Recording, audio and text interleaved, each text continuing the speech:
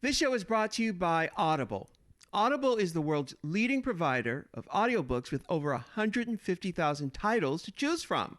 They literally have everything. Now, you can get one free audiobook just by going to audiblepodcast.com/RuPaul. That's right. You get one free audiobook and a 30-day free trial at audiblepodcast.com/RuPaul. Now, go over there and support them because they support us.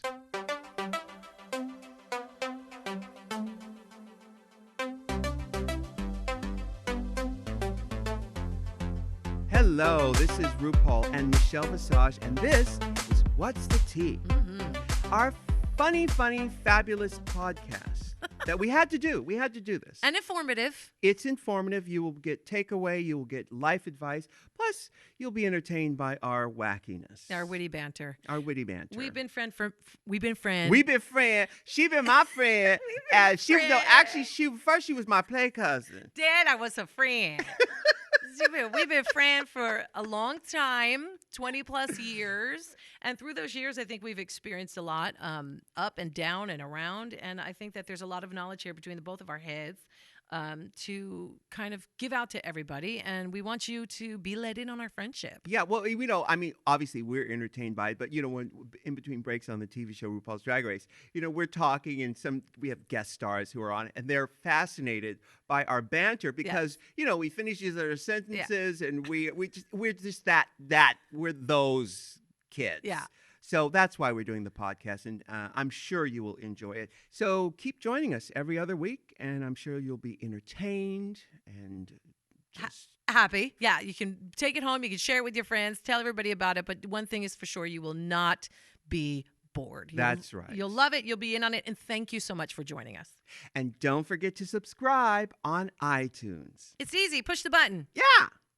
Now, Michelle, we want to start this podcast off with RuPaul's Drag Race information. Yes, the insiders. Because right now we're about to audition season 7. Can you girls. believe it? It's crazy. It really is crazy. But what's interesting about the process of auditioning, and I know you've done auditions yourself in your life and show business, is that everybody does the exact same thing. Not knowing, by the way. So this queen doesn't know this queen, but the audition tapes are identical. Right. It's pretty amazing. Well, it's like when they say that, the cavemen discovered fire at the same time.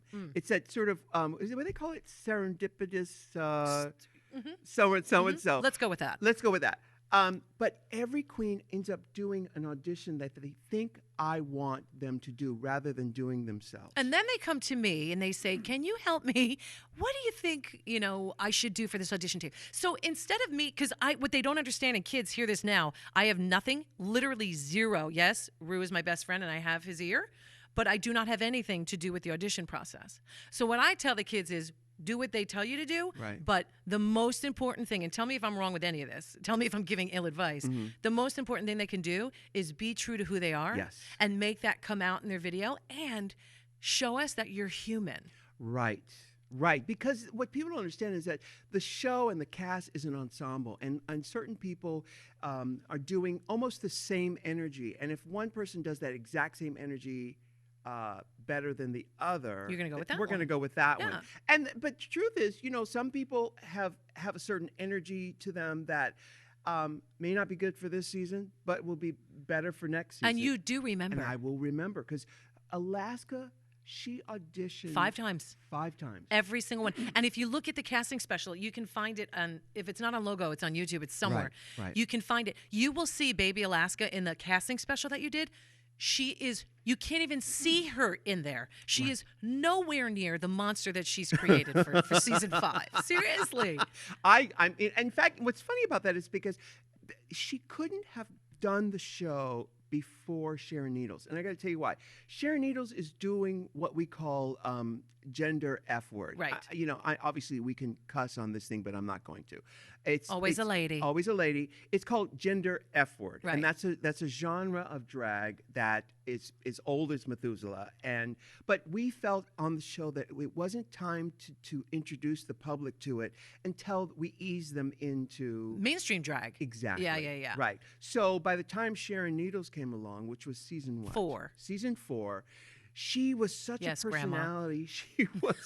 she was such a likable personality and so smart that she could introduce the public to this style of drag without alienating people. Because of the vulnerability factor. Yes. And the kids don't get it. And what we're saying, if that word is too big for y'all, and I'm not trying to be shady, but if you're not understanding what that means we need to see the human side of you. Yes. We know that you're a fierce queen. We know that you can death drop till your leg breaks like Shangela. But the bottom line is, if we don't know who you are as a person, Right. I know you. Right. I know what you want. Right. If you're not going to see them, Right. really see them, you're not going to have any interest. That's right. You can't root for someone that you don't really fall in love with, and you don't see that vulnerability. Because in the interviews I say this all the time. At its core, RuPaul's Drag Race is about the tenacity of the human spirit and how everybody wants to be seen. They want to be heard. They want to be recognized. Yes. And so, all of these gorgeous, beautiful creatures on this show, And you all are. and they all are. Yes. They were these little disenfranchised boys from suburbs and little small towns around the United States who decided, you know what?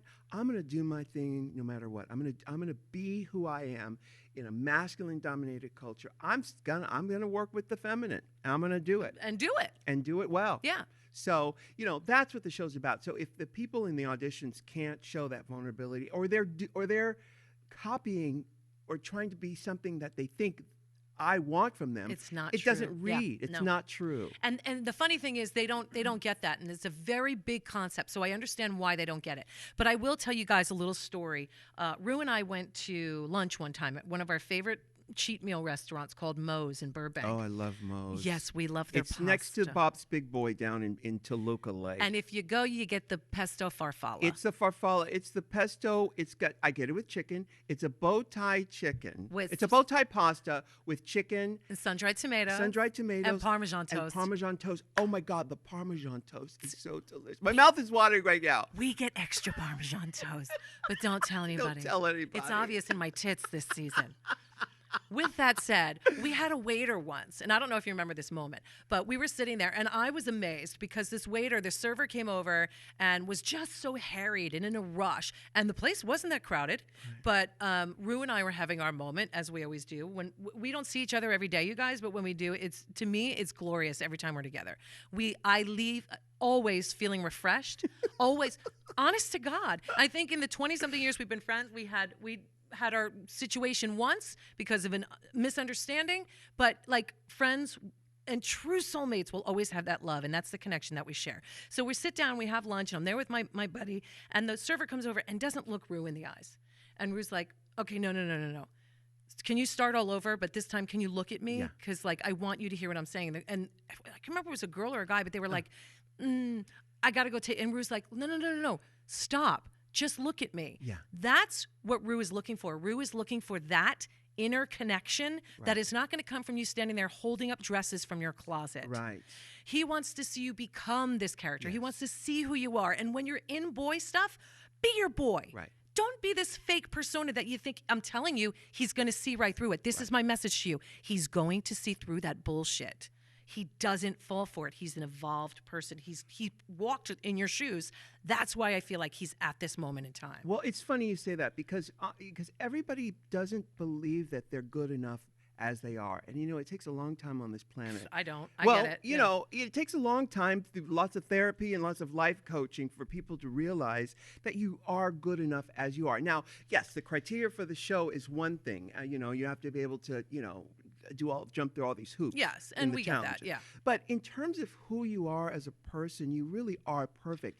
And now I went on an audition a couple of weeks ago at Paramount for some sitcom, and my agents do this. Whether I get it or not, I really don't care. I know you I'm at don't. a place where it doesn't matter. I'm okay. But I go in there and I know that what I'm really doing is showing what my rhythm is, what my personality is. It's like a painter who has all these colors to paint from, different shades of purple or whatever. They have an idea of what painting they're going to do, and maybe this painting they're not going to do purple, but next time they do a painting with purple in it, they'll go, oh, I remember that purple that I saw that one time. Where is that purple? I'm going to use that. And that's what auditions are like. And that's how I see them. I don't take it personally. I know that a lot of jobs I've gotten in the past have come from they remembered me for something I didn't get. Right. And then They want to know that you have that purple. exactly. Yeah. They want to see what my shade of purple is. Yes. So that's the real thing. And audition after audition after audition that people send in for RuPaul's Drag Race, there are people who are doing the exact same Yes. thing. So when someone does do something interesting or just off the cuff or unique, you go, wait a minute, what was that? Who But was that? interesting doesn't mean crazy. No, it doesn't mean crazy. Yeah. No, it just means unique to yourself of who you are. Because they all beautiful girls. Yeah. They're all beautiful girls. True. Amen. That's right. Even the ones that you like to be calling ratchet people out there, they're still to me. And I've said it time and again, being raised by drag queens, for me, if you have the nerve, if you have the balls, pun intended, Yeah. to get out there and do what these kids do, you deserve all the respect in the world. Because for me, drag is the most criticized, the most, I think drag and trans people, and I'm talking within the community, Sure. they're the ones that get picked on, ostracized, made fun of, left out of. You think it's not easy being gay? Right. Try being a trans person, or try being a drag queen, a boy who's not only gay but dresses up like a girl, Yeah. and better than most women, Yeah. mind you. Right. So these are the most, the most difficult section of the LGBT community. You're right. And it's what's interesting about that is, in a male-dominated culture, it's almost an act of treason to use femininity, even not In just some for- countries it is. Yeah, well, Literally. absolutely, but not even just for men, even for women to use femininity, it's thought of as weak and it's not valued at all. Agreed. So I have such a place in my heart for anybody who's courageous enough to do it, because they've been persecuted, you name it. Yeah. Everything has happened to them. Yeah. you know. So, and the bottom line is, for the audition tapes, we want, and I'm saying we because I'm on the Yes. show, but I have nothing to do Sure. with it. You're looking for vulnerability, Mm-hmm. creativity, Yep. something out of the normal, but not stupid. Y'all don't need to be jumping rope while singing Star Spangled Banner, although I'd love to see me that. too. Yeah. Yeah. And being true to who they are. So that's Yeah. fair, right? Yeah, absolutely. But what's funny too, and we're gonna close this segment out. But everybody with a pussycat wig and a pair of cha-cha heels thinks they can be on this show. But as you well know, we put these kids through so many challenges. There's acting challenges. But we push you to that wall, that place where you think you can't go any further. But it's always so amazing When someone breaks through. Like I'm not going to name any names because I want to make this. But Let's say Jinx Monsoon. You can say Jinx. oh yes, When Jinx made her transformation. she made her transformation definitely with the beauty. She always had the talent. Yes. She always had the heart.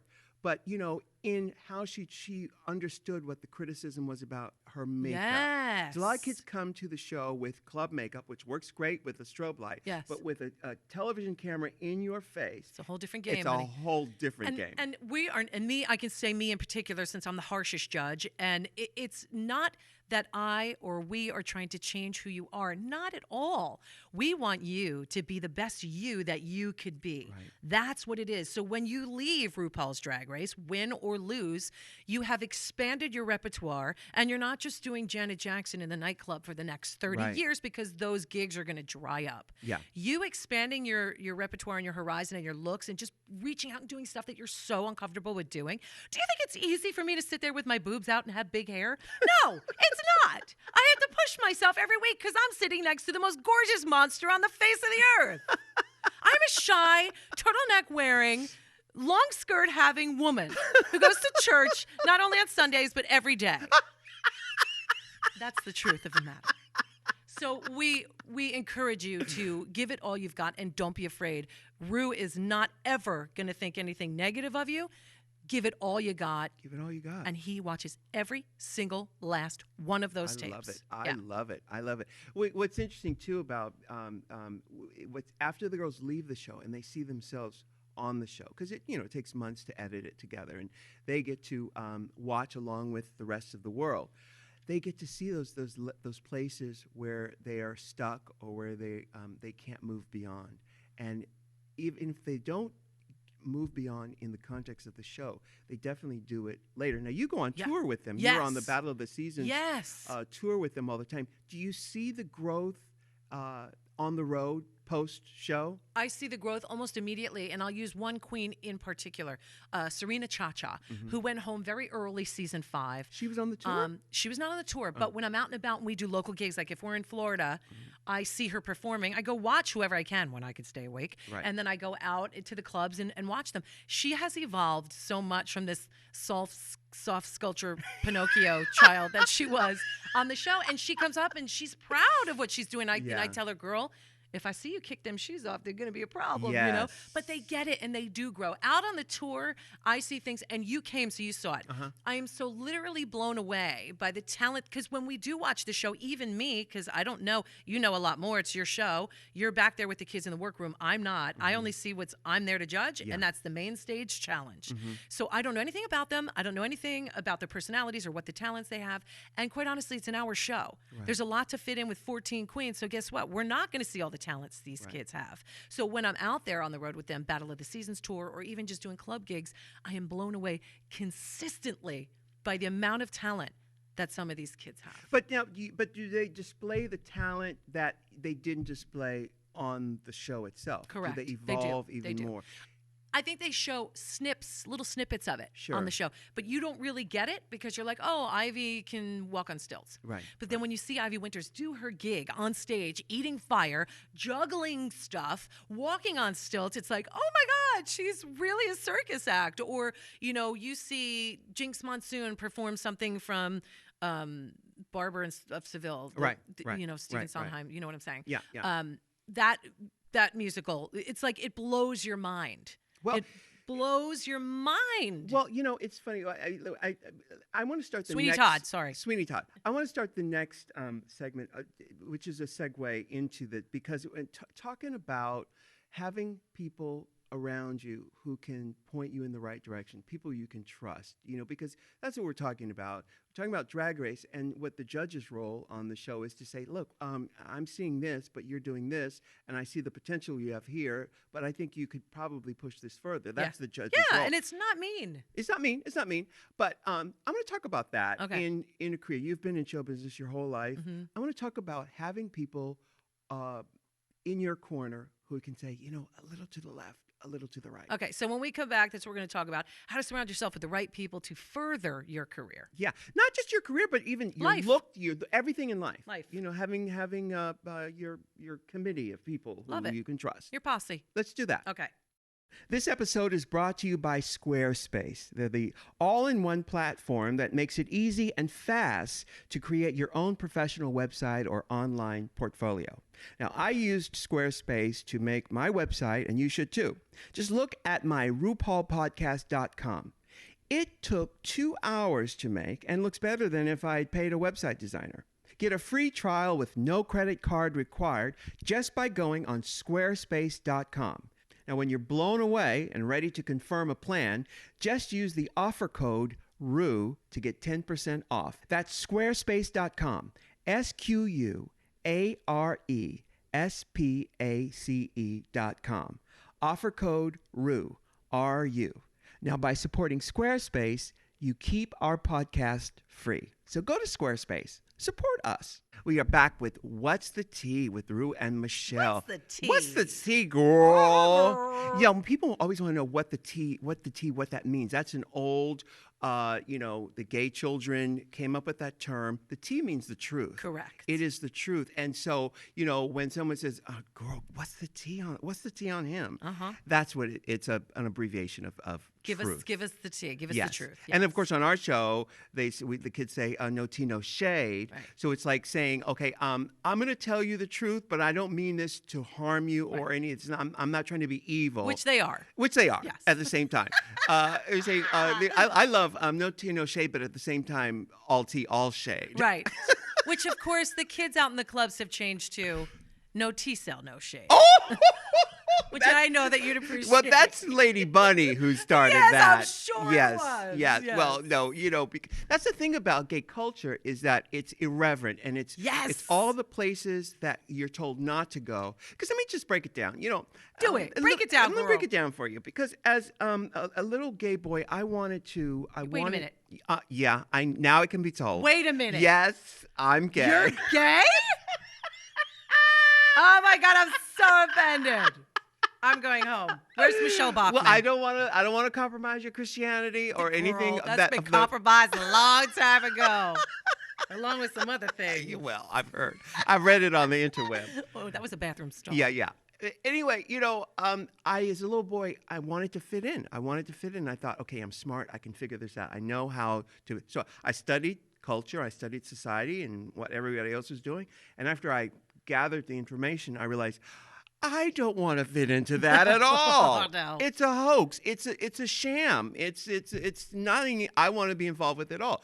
So, with that knowledge of uncovering that cruel hoax of life or society, I thought, well, the only place I can find solace and a place to be is in the irreverent and to make fun of it, But there's it's a double-sided sword. It's a double-edged sword because that same irreverence can also hurt you. It can turn you really bitter.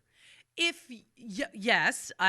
if you lose touch of the fact that it's meant to be cheeky, yes, if you buy into it, you can lose your kind of sense and get real jaded and bitter. But that's not going to benefit anybody. But it does happen a lot, and we've seen it happen a lot.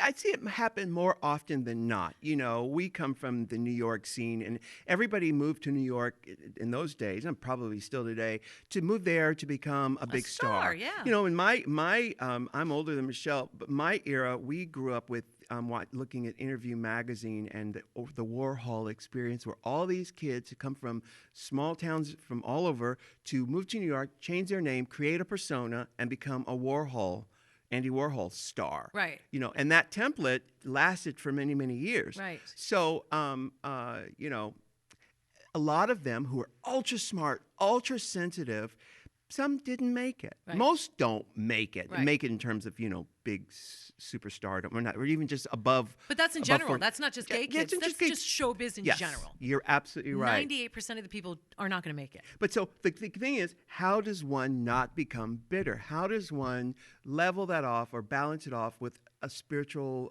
side or something where you don't get so jaded about everything that you can't even leave the house in the morning? It's surrounding yourself with the right people. Right. And that helps a lot. And it's not always just, easy for you guys to say, I'll just go out and find myself the right people. Yes, it is difficult. But you do find throughout the years the people that make you feel good, the people that give you the advice. These are the people that you shouldn't push away from when you can't kind of face your own demons. Right. These are the people that you should be running to. Yeah. And I've had them over the years. I can always talk to you. And vice versa. Randy upstairs. We're actually recording this at World of Wonder in the studio. Our fabulous production company. Yes, and Randy and Fenton, I've known them. I met them in 1985 at the Marriott Marquis. Would you say they discovered you in a sense? Well, you know what? I would say I discovered myself. Okay. And then I discovered myself years. I even as probably a 13-year-old, I thought, I've got something. I did. Love it. But it wasn't until I saw in Randy's eyes, I get a little verklempt when I talk about this, but I met him in the lobby at the Marriott Marquis. What were you doing in the lobby? It was the New Music Seminar. And every year they would put this convention on for independent artists to go and have this convention and get signed or talk to other people. What year was this? This was 1985. And you fancied yourself a singer back then? Absolutely. Okay. I knew I had something. I didn't know what I was going to do. I didn't know it would be drag. I didn't know what it would be. I just knew that I had to leave the house to do it. And you had substances in your life back then. Oh, hell to the yes. I mean, I need a little something stronger than coffee to get me up above 14th Street. I know it, girl. And you had the wherewithal wherewithal to bring your high ass Yep. over to the Marriott Marquis. It's Times Square. Times Square in daylight, honey. This is Girl. like 2:00 in the And afternoon. you're kind of gender pluck. You know what I was doing, and I'm sure there's footage on YouTube if you want to look. But I was wearing this at this point. I had Were you doing the this football shoulders? football shoulder pads that were draped with white plastic bags that were cut into strips. So kind of like Cher's wig in her new video. Like kind of like that. Yeah. But very Hazy Fantasy meets Thunderdome, I love Mad Max that. in the shoulder pads, and this huge mohawk. Yeah. That it was a hairpiece, but my hair was shaved on the sides. I had this mohawk that was supplemented with this hairpiece. Crazy, outrageous, with wading boots on, like fishermen's wading boots And on, panties? and Or I short had shorts? on.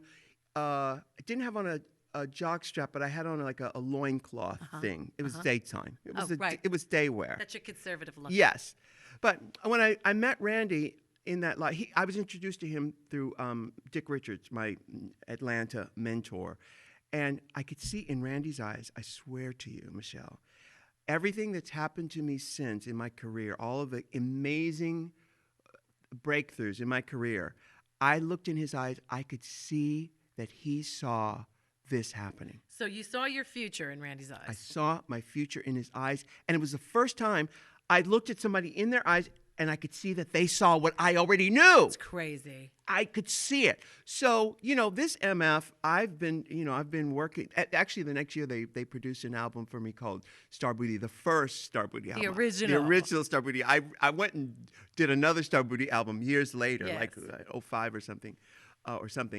And but this was the original in '86. They did that. But my point is, I've had people throughout my life who I could trust to say a little to the left. Oh, now do your shoulder over But here. how many? Very few. Okay. Very So few. people need to know that. It's quality, not quantity. Because and also it's being willing to hear what they have to say. Yes. Because Matthew and Zaldi, who I met in the late '80s. You met them at Suzanne Bar's Well, party? I met Zaldi, who still does the costumes, the Yeah, dresses Zaldi and makes stuff. all Rue's dresses, by the way. Yes. I met him in probably '86 or '87 in New York, just running around the clubs. Right. And then I met 'Cause Matthew. Ms. Zaldi was always out. Always out. And then I met Matthew, who was his partner in '89 at this Linda Simpson event. You know Linda that Simpson, Elvis Presley, Linda Simpson? no. This is you know that was it the Ukrainian it's like a rec center or a society center. It's on 2nd Avenue between 13th and 11th or 11th and 10th. It's on the east side of 2nd Avenue. And you were doing what at a Ukrainian rec center? Linda Simpson had this party there. She you could rent it out, obviously. Oh, Linda okay, Sim- like a hall. Yeah, it's Okay. a hall. It's a hall. It's a hall. Oh, right. I met Matthew there for the first time, and he wasn't with Zaldi at that point. They weren't together at that point. As a couple. As a couple. Okay. But I remember meeting him. You know, that's so weird when you meet somebody, and there's so many people you meet, but I remembered Yes. him. Yes. Who would have thought? That was '89. All these years later, this is what year is it now? 14. It's 2014. BC. That this MF would still be in my life. Not only still be in your life, but what a forward-thinking genius freak Oh my God. is Matthew Anderson. Oh my God. Yeah. Yes. Crazy. But that's loyalty too. People like surrounding yourself with the right people also has to do with the fact that there are people that are so loyal, and there's something to be said for loyalty. Yes. And I am living proof because you are continuously loyal to me. Yeah. And Rue had told me years ago when having our moment coming through we used to do morning radio together in New York City, having our moment coming through the Holland Tunnel, and I said to Rue, because we would share a car service coming from Jersey City, where the radio station was, into New York City every day, not only to go home, but to tape the VH1 show. Yeah. And I said to Rue, I'm on VH1 now. Like, this has been my dream since I was like 16 years old. Okay, mind you, it was MTV, but VH1 was good. You want MTV, you'll take VH1. And they were using me for red carpet interviews. I was doing it. And I said to Rue, I can't thank you enough for helping my dream come true. And Rue says, bitch, you make me look better. Yeah. That's why you're there. And I was like, That's right. all right, then that's my job. I know my place. And the point is, I don't care if I'll be Michelle in a pocket for Ru forever. We work well together because we understand each other. We can finish each other's sentences. We know each other's thoughts. I could look Ru in the eye and know exactly what he's thinking at any given point. And there's something to be said for that. So those people, I am completely loyal to Ru because Ru is completely loyal to me. And there's something to be said about loyalty. So you guys can't forget that. Right. Because not only the people that are going to tell you, okay, girl, you can't go out like that. Right. We got to, come on. And I say that, and I do it, okay, Britney Spears is a perfect example. I love Britney. I'll be a fan to death. But I look at her at some pictures sometimes on stage or backstage. Like there was one recent with Lady Gaga where her hairline was down to her eyebrow. And I said, I did a post on the WOW Report and I said, where are her gays? Right. I don't understand why somebody would not tell her. Yeah. And you're standing next to Gaga, who is she's a great lace front wearer. Yes, she is. knows how to wear a wig. Yeah. Why wouldn't somebody say, oh, girl, Yeah. you can't? Right. So there is something to be said about those people in your life. Absolutely. Yeah, there's a business to be done there. I think there should be a consultant firm like, your personal gay, or you need more gay in your life or something, where you could go and have people actually break it down for you. No tea, no shade, but this is what it's really all about here. But you have to be willing to take your ego out of it for this to actually work. Hear it. To hear it. And that's Absolutely. what we experience a lot on the show. Yeah. These queens don't want to hear it. Right. You're going to go backstage and sit and untucked and say, I don't give a shit what Michelle said. Santino can take his hemline and shove it up his ass. I'm going to do me. Look, we're not telling you not to do you. We're saying, try this once. Right. See what happens. You never know. If you throw it against the wall enough times, it's going to stick. Right, right. And that's what it's about. You're right, because I believe that the universe has a frequency. It has a stage direction, and if you're clear enough to hear what that stage direction is, you can move freely. It's like like the salmon who swim against the stream. There is a flow, like the hawks, those red hawks over by my house that just sort of glide on the heat streams. I don't believe life is supposed to be as difficult as people make it. Yeah, life is difficult, but I don't think it's as difficult as people make it out to be. It's about working smarter, not harder. More efficiently, yes. Absolutely. And the thing is, to kind of capsulate this, you do surround yourself with the people that you can trust, the people that are loyal to you. And like we said, it's going to be quality, not quantity. Right. Listen to those people. Take what they're saying in. Doesn't mean you got to do it, but hear it. You never know what will happen in the end. Right. Now, do you meditate at all? Here's the thing. I don't know how to meditate. I believe you do. I know you do. And I try. Is that good enough? Yeah. Okay. I try. It's really hard for me to shut down my head. Yeah.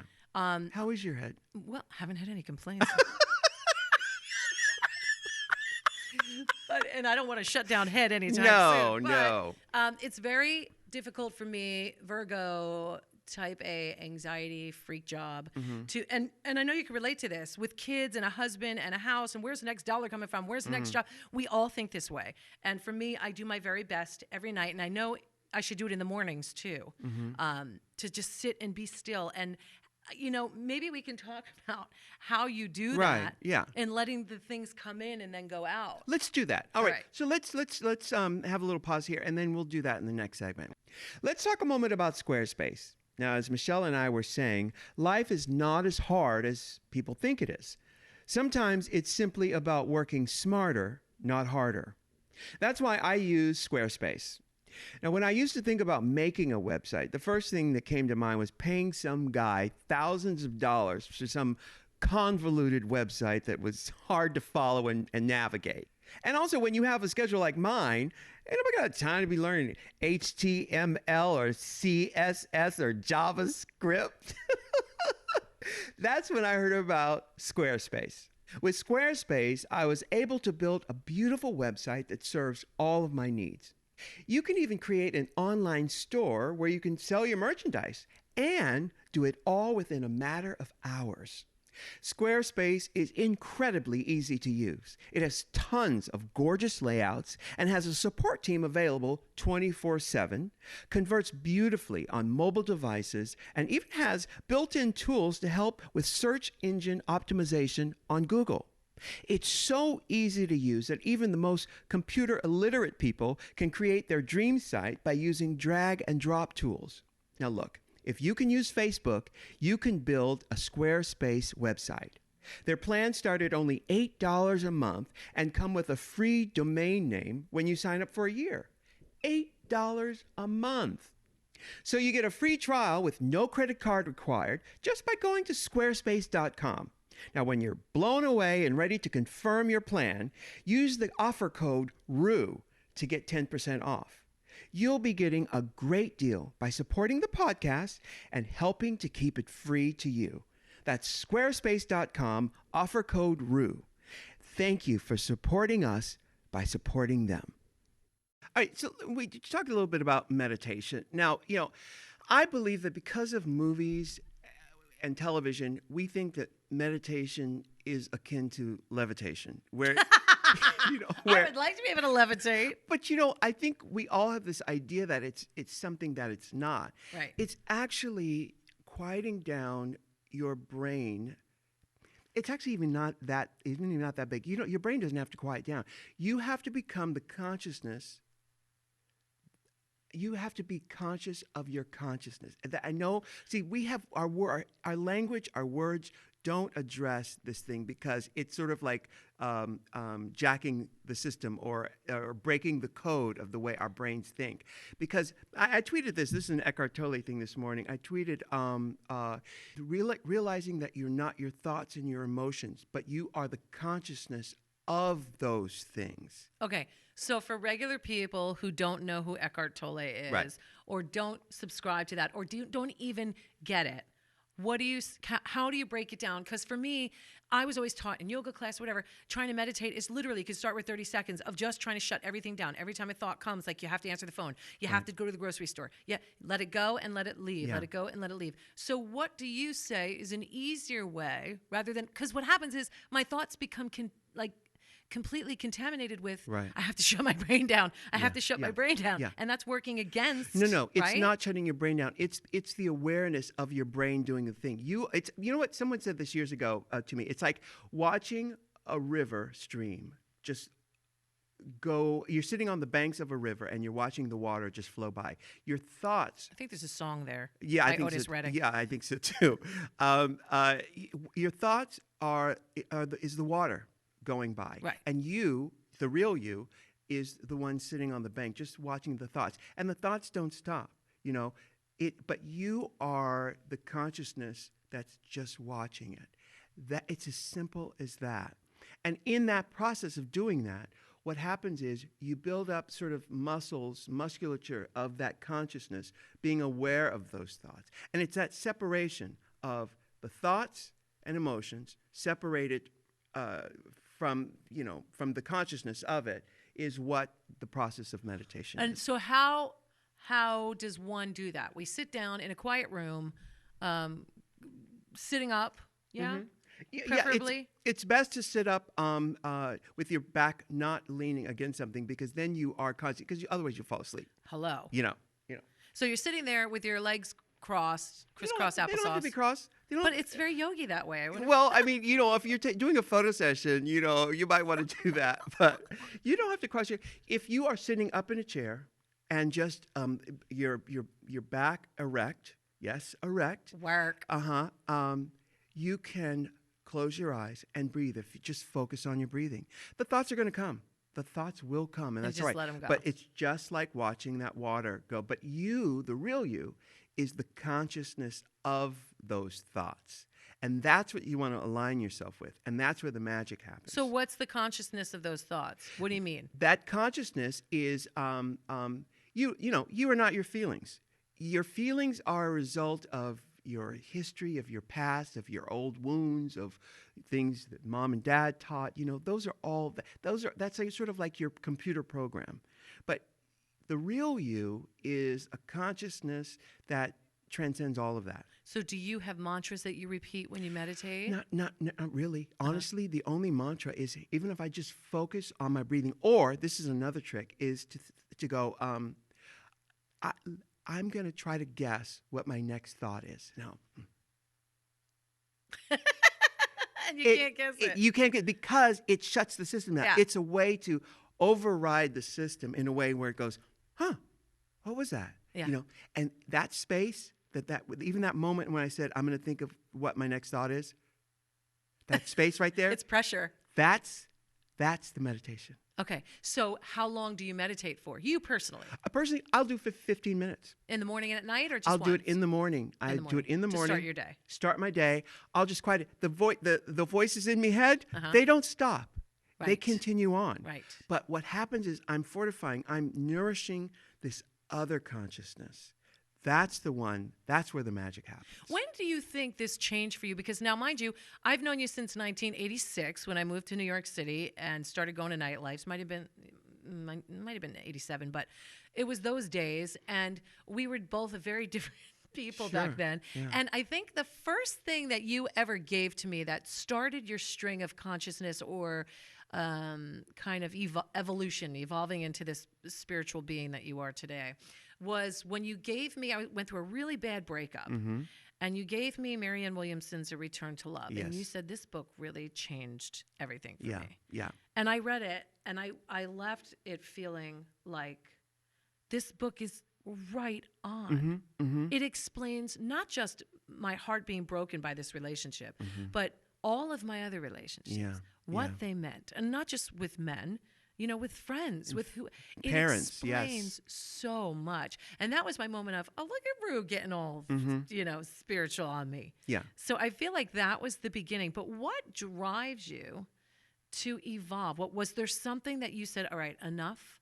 You know, I'm from San Diego. I'm born in 1960, and during the 70s, that was that sort of me generation, that explosion of metaphysical awareness and stuff. So as a young kid, I was reading all of those books like I'm Okay, You're Okay, and, you know, my mother, myself, all that, you know, that whole explosion. Yes. So that vernacular I'd started early on. And because, you know, I was such an outsider, I wanted to find those answers to what is going on. Right. I remember the first time I saw Woody Allen's Annie Hall, and his character, I think his name is Albie, he stops people on the street and goes, you know, I'm feeling like this. What do you, and then the other person says, you know, Albie, the problem, and these are strangers, you know, Albie, the problem is you think that she's your mother, and she's not your mother. You've got to get her.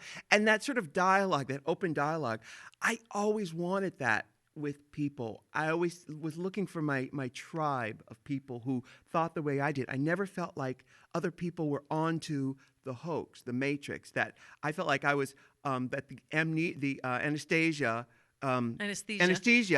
didn't work on me. It's like, I felt that, hello, excuse me, you know, but I felt everybody else was asleep. So I wanted those answers. So I started reading those books, and I never stopped. And so when I found A Return to Love, and then later Eckhart Tolle, actually, you know, the real turning point for me. There's a whole bunch of time in between. There's a whole bunch of time, but the real big turning point for me was the Joseph Campbell series with Bill Moyers on PBS. I can't remember. Cosmos by Carl Sagan? No, that was a different thing, but similar but different. But people, if you Google, I know what Campbell, it is, yeah. and you've seen it a million times. A million times, yeah. But that was a real turning point for me there. And it was also a time in my life when that came on. I was about 28, something like that, when, you know, I was really willing to change and to really look at myself. Because, you know, Saturn returns. Every 7 years are these benchmarks in a person's life. 7, 14, 21, 28, and so on and so forth. But I feel like, knowing you in some of those years, there was still a few years of you weren't quite ready. No. Listen, I found your solace. 30s. No, I found solace in drugs and alcohol too, and that's where a lot of sweet, sensitive people. The road goes there. I love it in the Wizard of Oz. She gets lost in the poppy field, and that is it is the perfect trajectory for the sweet, sensitive souls. In fact, my friend calls us sensitivos. Yeah. If you're a sensitivo, the road, the journey, less travel, we'll stop off in the poppy field. Yes. Yes. It's very true. Yeah. And so I met you in your poppy field days. I was in the poppy field for about a good, I think You spent some time in the poppy field. I smoked my first joint. I was 10 years old. Shut up. 10 years old. Who gave it to you? It was my friend Alvin, who lived across the street. He stole it from his brother Junebug out of Junebug's pocket. And we went up to the new houses that were being built. We called them new houses. And we sat on this power surge box, whatever, and we smoked, and we giggled, we laughed, and we were buckled You over. smoked it right? You know how to do it? Oh, yeah. Weren't you scared that me, Miss Charles, was going to find out? No, me, Miss Charles, my mother after the divorce, she basically went into hibernation for about 2.5 years. Right. With lithium and Valium. Right. And Sounds like a party. Yeah, it was a party, but well, for her. But she was gone. She was gone. She reemerged a few years later. Right. But during this time, I was running wild, and I knew how to smoke it because my mother, who smoked Terryton's cigarettes, she would say, "Ru, go light my cigarette on the stove." Shut up. So this little boy is putting his little tiny face next to this gas-lit stove. Yeah, because she'd be in her room. She didn't want to leave her room. Yes, Mother of the Year. She didn't want to leave her room, so she would, she'd say, "Here, Ru, go light me a cigarette." So I'm probably 6, 7. Stop Michelle, this is before children were precious. This is the 60s. Oh, my God. Children were not precious in the 60s. They were just, bit players. Unpaid extras. Oh my gosh. But even that is like, right. Really? So I knew how to inhale. Make I knew how to. Make me some coffee? Okay. Light my cigarette? Not so good. I'm just thinking. Because I didn't smoke my first cigarette until I was like 13 or 14. But that wasn't pot. No, that sounds right. Yeah. That sounds right. That's about right. About 14 is when people start smoking. Right. But 10 years old and pot, like I was scared to smoke pot. I was so scared. Really? I was scared to death because it was a drug. My kids are so scared. You're kidding, really? So scared. And I tell them, look, if you're going to do anything, that's the only one I want you to kind of try. Yeah. If you're going to try it. And they're like, no, wait, scared to death. And that was me. So I was scared to death. And then when I finally did it, it was like all I wanted to do was eat. And being a bulimic at the time, I was like, this is not going to mesh at all. Because I'm going to just puke more. It's not working. How old were you when you smoked your first joint? I was probably in high school. So I had to be junior or senior. Like, I was so scared of it. Right. Really. Because I remember being high.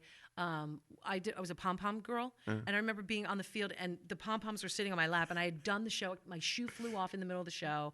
And I remember sitting there. Was like one string of the pom-pom kept going in front of my face. And I kept waving at it, just sitting there waving at it, but staring out into the field. And my girlfriend next to me is like, "What are you doing?" I'm like, "There's a thing." And she's like, "It's your freaking pom-pom. Put it on the floor." And I'm sitting there like just kind of grasping at the air. And I was like, "Ooh."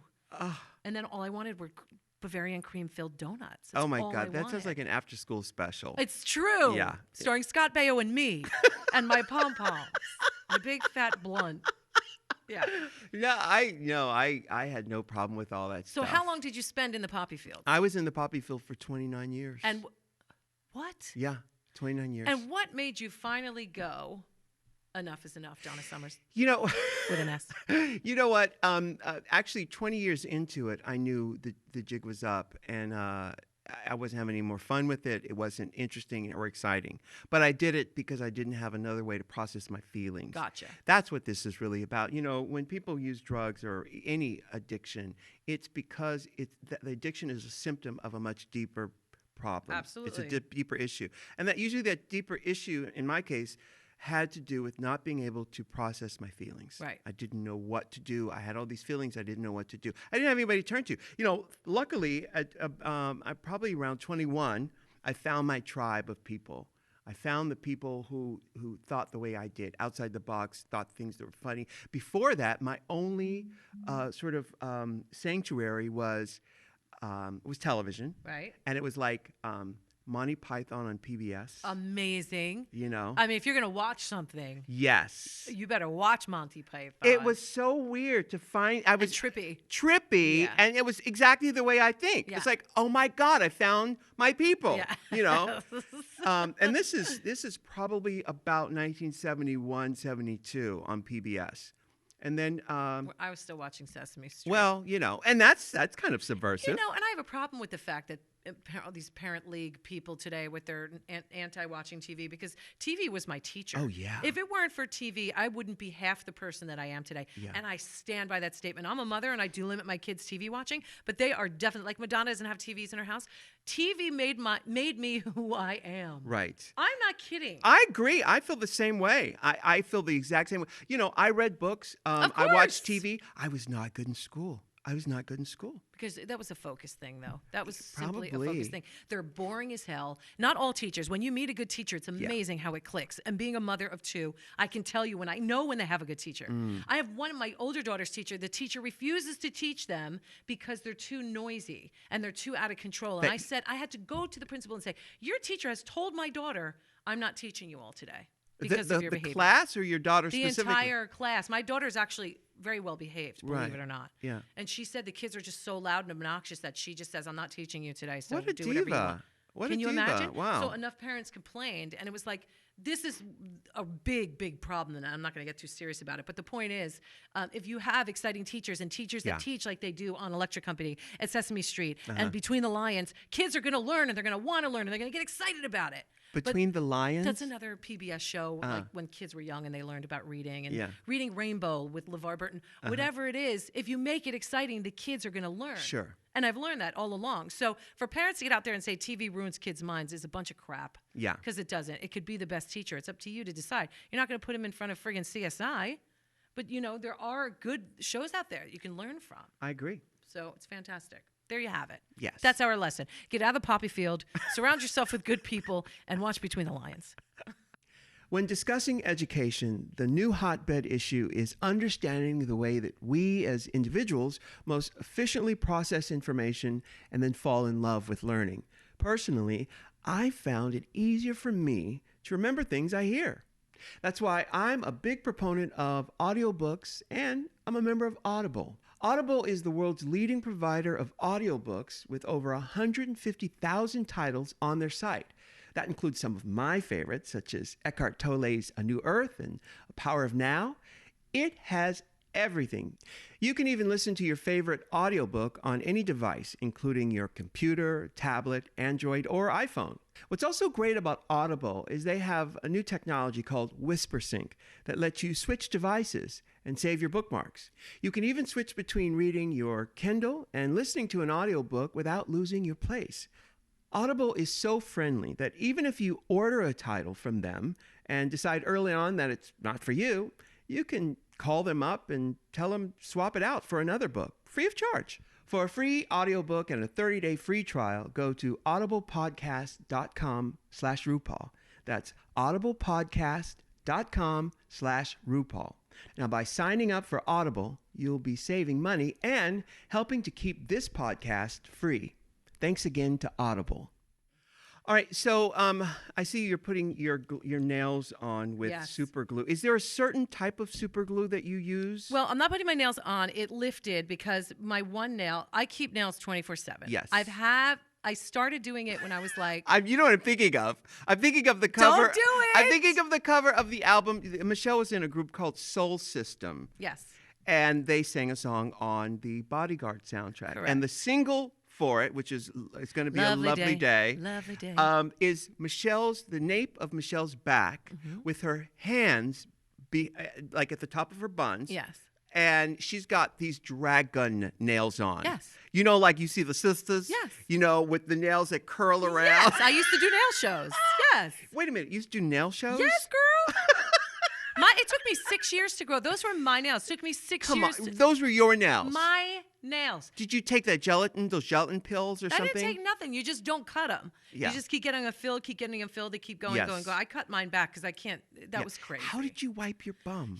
People ask that all the time, and this is what I liken it to. Yeah. When you cut, you have long hair. Right. You decide you want a pixie, and you cut it all off. Yeah. Then it starts to grow back. At every length, you have to learn how to adjust to doing your hair. Right. So every length of your nails, if you just put them on that long, Right. you're going to have a problem. Right. But since they grow with you, I see. every step you accommodate, and you Right. learn how. So I didn't have kids back then. Right. They were just my nails, and I wanted to have the long sister nails. So I used to go to the shows, and the sisters be like, "Girl, I love your nails." Why did you do it? I just wanted it. I was a singer, and I wanted it to be part of my image. Yeah. Like I wanted to be different because everybody out there was so commonplace. Yeah. Madonna was my ultimate role model, and still is in the music industry. I just think, everything she does nowadays, not so much, but she always took risks. But she never did anything crazy like that. Yeah. So I wanted to do, and I'm from the hood. Uh-huh. So it was kind of Wait something. a minute. South Plainfield, New Jersey is the hood? Plainfield's the hood, Uh-huh. where I really lived, but I went to South Plainfield High School because I wouldn't have survived if I went to Plainfield High Right. School. So for me, I hung out with the kids. I hung out in the black clubs. I hung out in Newark. That's where I dated the brothers.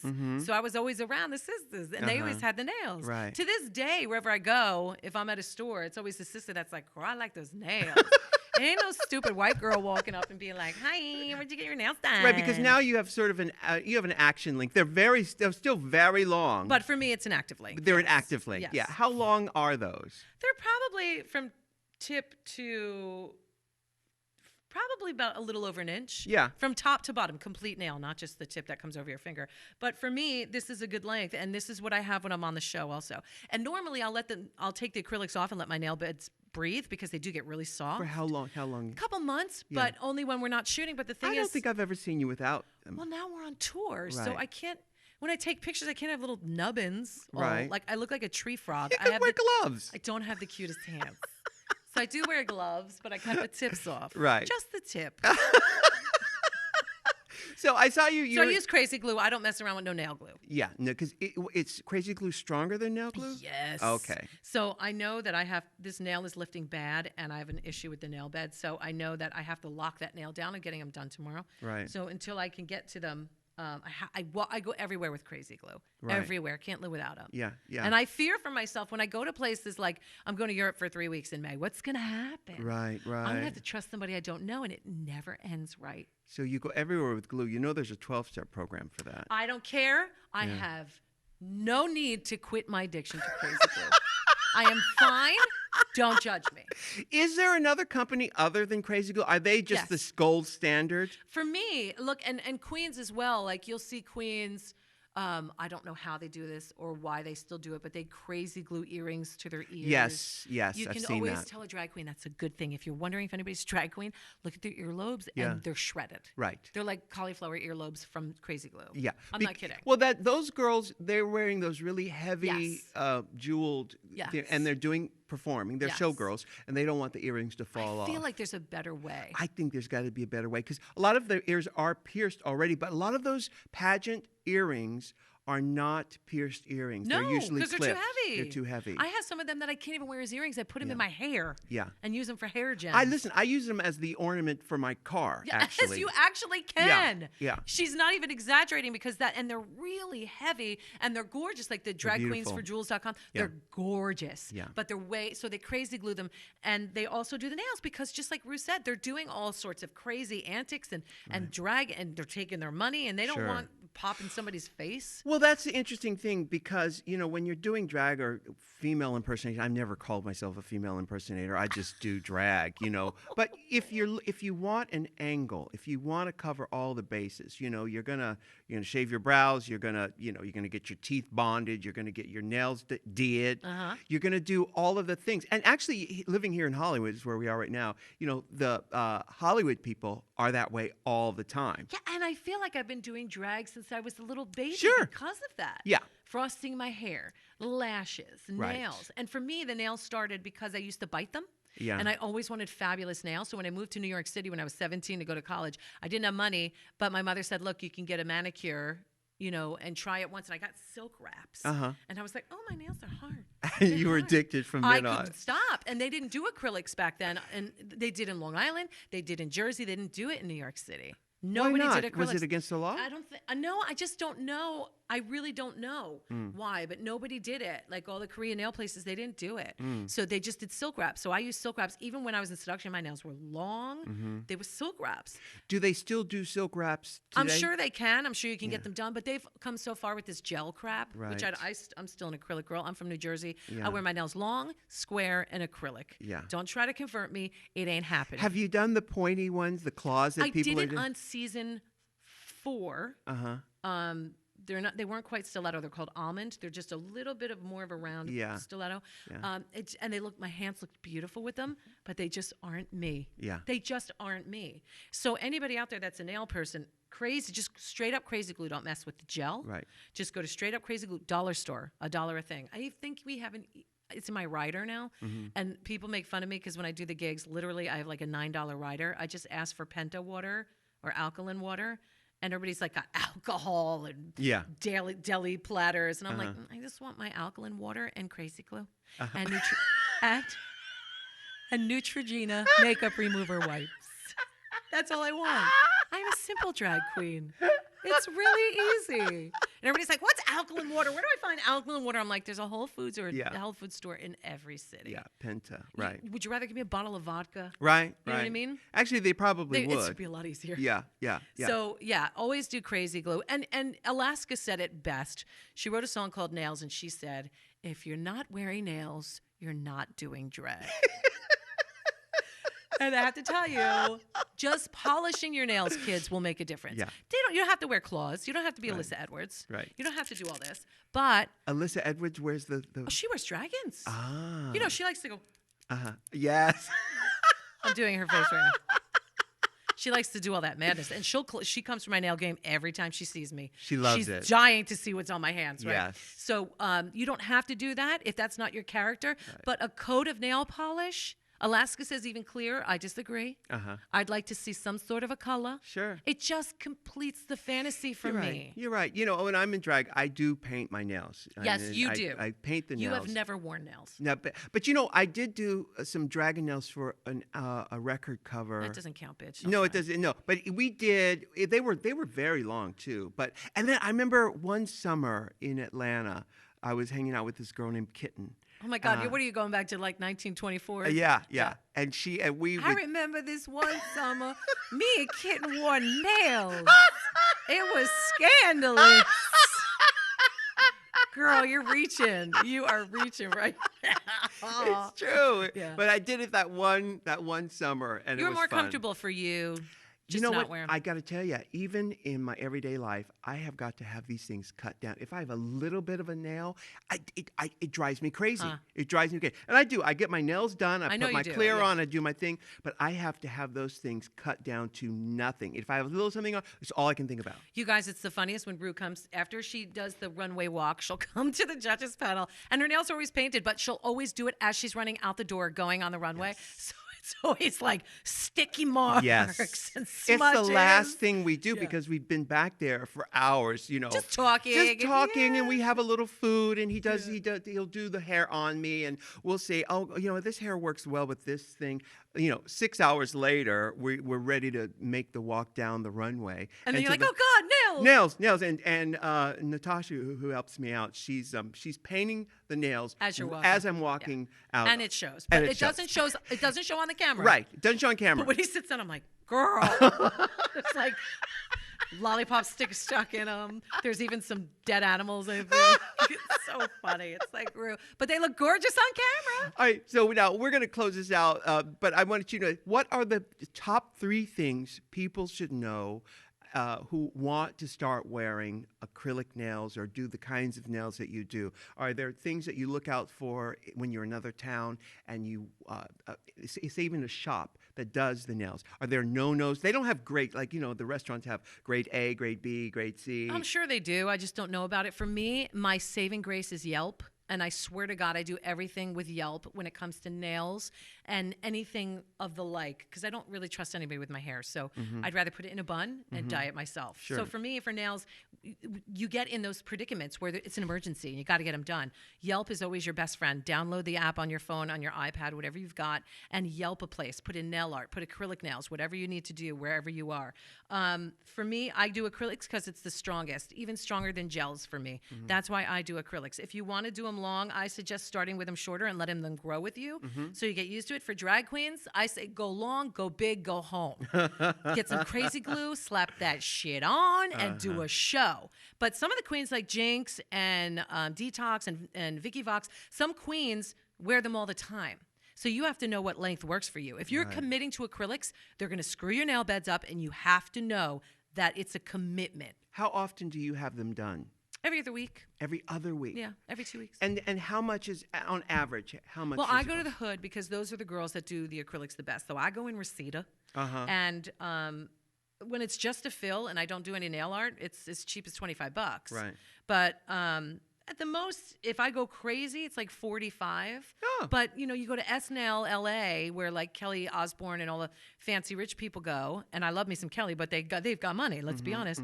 You know, you're talking $110 for a manicure with art, and I think that's ridiculous and not fair, and it's bleeding these kids dry, and the work is average. Right. It's nothing fantastic. It's good, but it's not like, oh my God, where some of these nail artists are outrageous around the world, in Spain and the Ukraine. If you look on Facebook, some nail art and these nail artists from nail art shows, mind-blowing. Wow. And I couldn't be more excited about the fact that nail art is like back in vogue. Wow. Because I never left it. Yeah. You know, just I'm tacky and that's the way it is. But, you know, it's back in. So if you're going to do it, just research it. Well, I think there's a reality show there somewhere. There is. There's been attempts. It just hasn't been done right. Well, there you have it, kids. Our little beauty segment. I think those are some great tips. I'll know what to do. I'll go to Yelp and figure out how I'm going to get my nail art done. That's it. You know, $25 for a feel, $45 for like the full thing with art and everything. Yeah. Every nail getting done, not just like your ring fingers. I like to go big or go home, as we know. You know what I mean? All right, kids, that's the tea. And if you can't love yourself, how in the hell you gonna love somebody else? Can I get an amen? Can I get an amen? If you can't love yourself, how in the hell you gonna love somebody else? Can I get an amen? Don't forget to Can I get an subscribe on amen? iTunes. If you can't love yourself, how in the hell you gonna love somebody else?